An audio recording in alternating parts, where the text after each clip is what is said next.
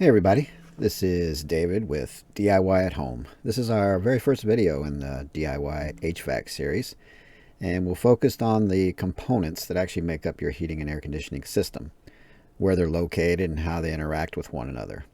Oftentimes, at least in my experience when I go out and work on a customer's system, many times the only things they know about their system is maybe where the thermostat is located, possibly their filter, and it may or may not get changed on a regular basis. They really don't know a whole lot about how their system works or even where all the parts are. Now, if you want to be able to fix your heating and cooling problems, you're going to need to know not only what kind of system you have, for example, a gas or straight AC system, possibly a heat pump system, or maybe you have a package unit. Kind of need to know what type of system you have, and you need to know where each component of that system is located.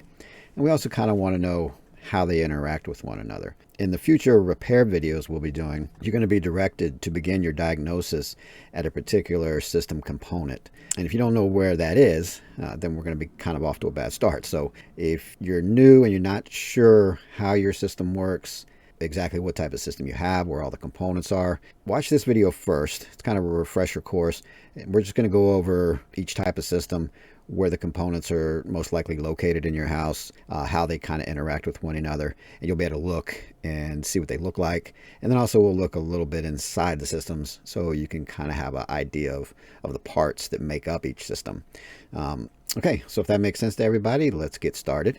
And on the screen here, we have HVAC system components, and we'll start with a split system. A split system means that we have a unit that sits outside. Now, a lot of people are familiar with the air conditioning unit that sits outside. That can either be what's called a straight AC, where all it does is cooling, or it could be a heat pump. It does heating and cooling. Now, there's going to be an indoor section. This is where a lot of customers aren't exactly sure what that is. I've actually had some people that think that the outdoor section is where the air comes from that blows in their house. Even saw a funny note. I saw a movie where somebody had put some poison gas under this unit, and then it showed gas coming out the vents in the house and putting the people to sleep, which was so silly because there's no ductwork connected to here. But anyway, you have an outdoor unit, and this is called your condensing unit. You have an indoor unit, and we'll refer to the indoor unit, even though it can be a gas furnace, it could be an heat pump air handler. We're going to refer to it as the air handling unit. It's what takes the air and moves it through your house. Okay, and then of course you have your duct system, where you have a return, possibly familiar with where you replace your filter. That's the return section that pulls the air out of your rooms, out of your living space, and it'll go through this indoor section here, and then it'll go through what's called a trunk duct, and then to various registers through supply lines that go to each room. So that's your duct system. Okay, and you can either have a gas furnace inside, or you can have a heat pump air handler. We'll go over that in a minute. But just know that if you have most houses do have split systems. Now, if you have a house that's 2 stories or is on a crawl space, then the downstairs is on a crawl space, you could possibly have a package unit. We'll go over that in a minute. But for right now, we're just looking at the split systems. So basically AC outside, condensers outside, and you will have an air handling unit somewhere in your basement, possibly in the garage. Out where I'm at, a lot of them are in the attics. Unfortunately, it gets very hot. You could have them in a closet. So somewhere you'll have a machine that blows the air. Anyway, this unit here will be connected to this unit with 2 pipes. This is called a line set.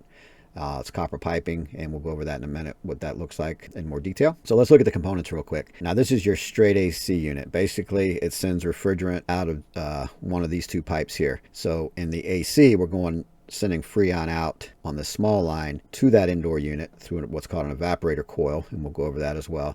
And then it comes back through this big pipe. Okay, so the only thing that this unit does is manipulate the Freon. It sends it into the house, and we manipulate the pressures on that to control what it does, either absorb or release heat. Okay, and that only goes in one direction. All this does is AC. All it does is cooling. Now, you could have a heat pump, And in the south, many people have heat pumps, and this does heating and cooling. And this section here is called the reversing valve, and that will send Freon out depending on what mode we're in. For an AC, it works the same as this one. It goes out on the small line, comes in on the larger line. But in heat, this reversing valve reverses the Freon and it goes out on the big pipe and comes back on the little pipe. And we'll get into all that. And you can see there's quite a few more components on a heat pump. There's a defrost board, a couple other little things, some sensors that make it different. The AC is pretty straightforward. You got a contactor, a capacitor, a compressor, and a fan motor. Pretty easy. And in later videos, we'll go into how to diagnose all these, but these are your components for now. And inside, like I said, you'll see on a straight AC and on a heat pump, you could see these possible things that we're going to be looking at in the future. You got compressors. It's kind of like the engine in a car. This is what moves the Freon throughout the system. You got capacitors, just like a battery that holds a charge of electricity. These can be dangerous, so we're going to go over in detail how to make sure you can discharge them before you mess with them, and we'll go over that in detail later. This is a contactor. Basically, this pulls in and sends high voltage to start everything up. Okay, and then you'll have a condenser motor, and this will be, it blows the fan on the top. I'm sure you've seen that, the hot air that comes out of the top. And you can see some of these failures that, we can have some wires that heat it up. A lot of times companies will say you have a bad compressor and it's just bad wiring here. If you see this top on this thing, it looks like it's bulged up. That's a bad capacitor. And then these contacts can wear out. So we'll go into that kind of stuff as well. On your inside, like I said, you can have a furnace. So you'll have a gas furnace down here. And then this part up here is your evaporator coil. You can see where the refrigerant line's attached to this evaporator coil. And this is where we send Freon in. It's like a radiator in a car. It goes through this coil and we can blow air across it and it absorbs the heat from the house. And we'll go into detail on how that works in future videos. But for now, if you have a straight AC and a gas furnace, you will have a coil somewhere near the gas furnace. Now on a heat pump, you'll have the coil is inside this whole case here. You'll have the blower. So inside this furnace here, there's a blower, a fan motor that blows the air. And then it also has a heating section where you have gas burners and stuff. And you have this little gas line that comes in there. And then on top is where your coil is, your evaporator coil. In a heat pump, you'll have fan motor, you'll have electric heaters, and you'll have your evaporator coil all in one unit here. Okay, and this is a more detailed how it looks. So this is your gas furnace. You got a venter motor here, you got a gas valve, you got pressure switches, you got your burners, you got a control board and a fan motor. And over here you got your fan motor, you got, this is your evaporator coil. Like I said, it looks like a radiator. And up here you could have heating elements as backup heat and auxiliary heat, and we'll go into that in detail later as well.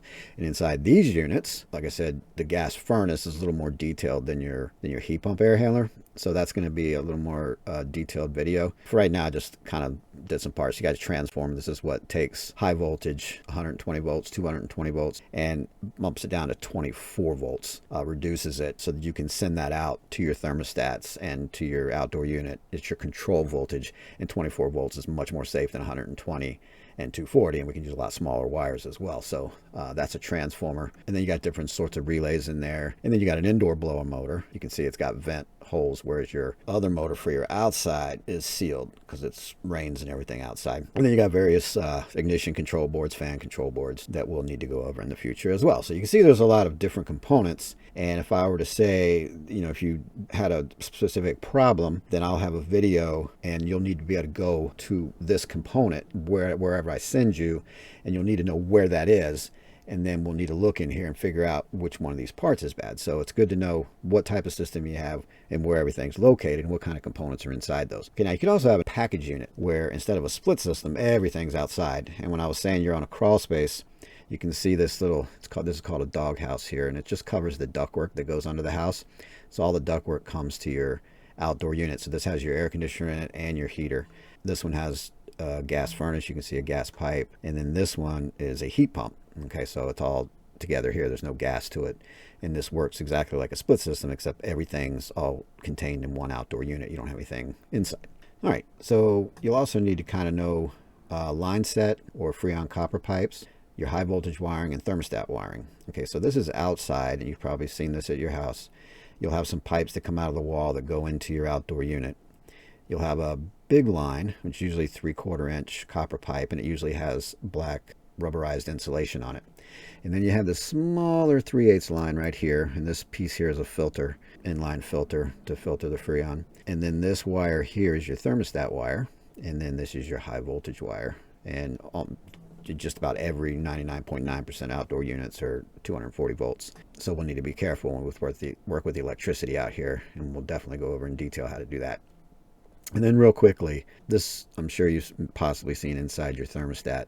These individual wires here are your thermostat wires, and they're in a bundle. They're inside this casing here. And all your power, your control voltage, that transformer I was talking about, that all starts in the air handler.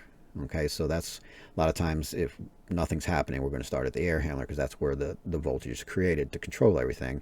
It goes out on this R wire here and it goes to your thermostat.